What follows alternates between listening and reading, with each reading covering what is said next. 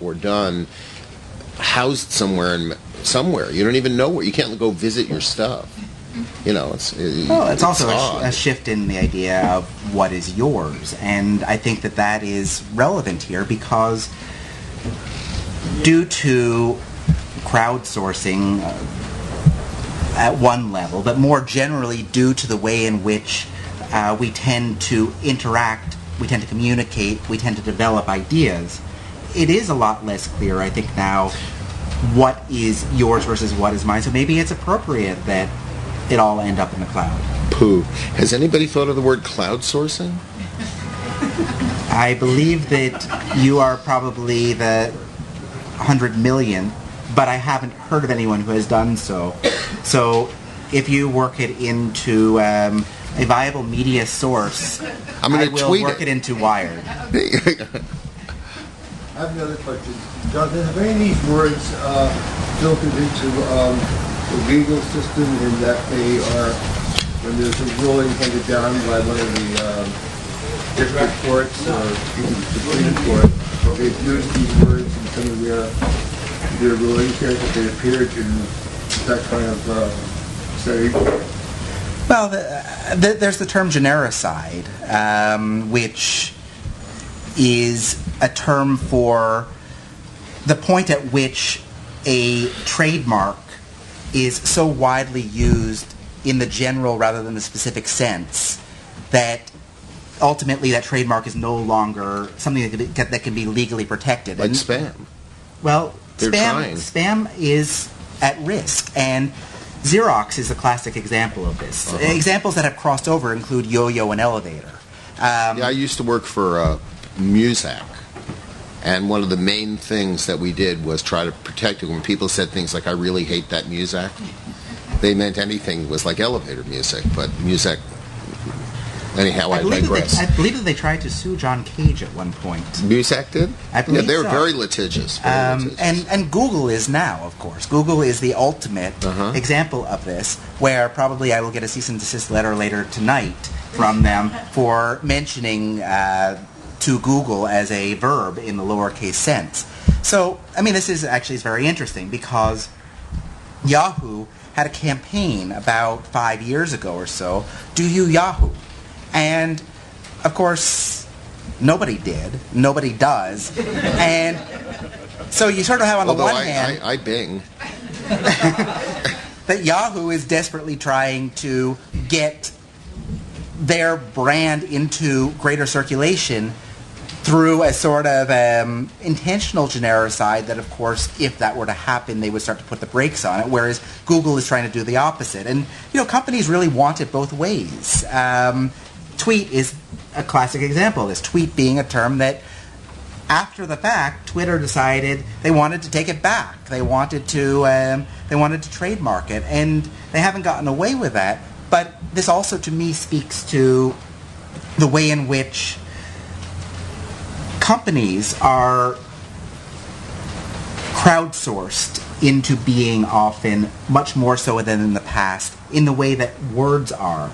That is to say that Xerox had a corporate hierarchy and an R&D department. Twitter had some very vague idea that taxi and ambulance dispatch services were kind of interesting, and that it would be great if everybody could be a dispatcher and could listen in on those dispatches. That was the origin of this company. Wow. Well, this is not something that anyone or very few use Twitter for, but they made their system open in a way that it became all these other things. So essentially, Twitter became powerful because Twitter allowed others to find power within that particular platform.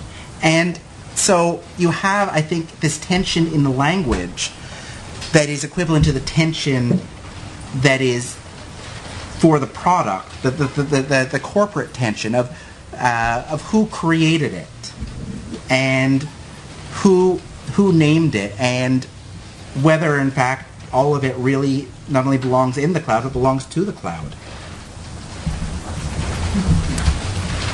My pictures of my puppy belong to me. That's I don't want the cloud to eat them. What else?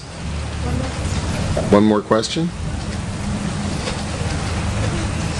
I have a question, Jonathan. I read about your recent art project. Could you just tell us a little bit about that? My upcoming project, you Yeah. mean? Well, in addition to writing books under serious imprints such as Oxford University Press, I also write fiction, including the Book of the Unknown, which they have here for sale. And I also, I guess that what I do sometimes might be termed conceptual art. I don't much care for the term because it seems very, very old-fashioned and kind of stodgy. But they are projects that come out of or exist in the art world. And so recently what I've been trying to do is to deal with the problem that the world seems to be kind of going to pieces. I mean, both locally in terms of global warming, but also universally with the cosmological constant that you have. Because you have dark energy, everything is being pulled apart from everything else at an accelerating rate. And so I figure that we probably need to address that at some point. And so I decided that it would make sense to try to encourage God, if there is one, to start making new universes, more Big Bangs. And so I decided that what I would do is I would create pornography for God, which is actually quite easy to do now and was much harder to do even a week ago, let alone several years ago, because the Large Hadron Collider is now able to create conditions such as those immediately after the Big Bang, the so-called quark-gluon plasma. And so that would presumably, if there is a God, be fairly erotic, because the Big Bang was a sort of moment of creation, and so logically speaking, it just seems to me that you're sort of talking about the afterglow of that. And so what I'm doing is I'm opening a porn palace for God in Brooklyn, naturally, at a gallery called Louis V. ESP. And so I'm using a very old technology to channel this very new technology, that old technology being a votive altar, which is the way traditionally that communication with God has taken place. And so I'll have a live feed from the Large Hadron Collider to a votive altar, and we will see whether new universes get created, or in fact we won't, most likely, because we won't be of those universes, but that seems sort of like a trivial concern to me. Does that help you out? Helps me. The opening for that is Friday night between 7 and 11 o'clock at Louis V. ESP. Thanks, everybody. Thank you. Thank you all for coming tonight. They're going to stick around and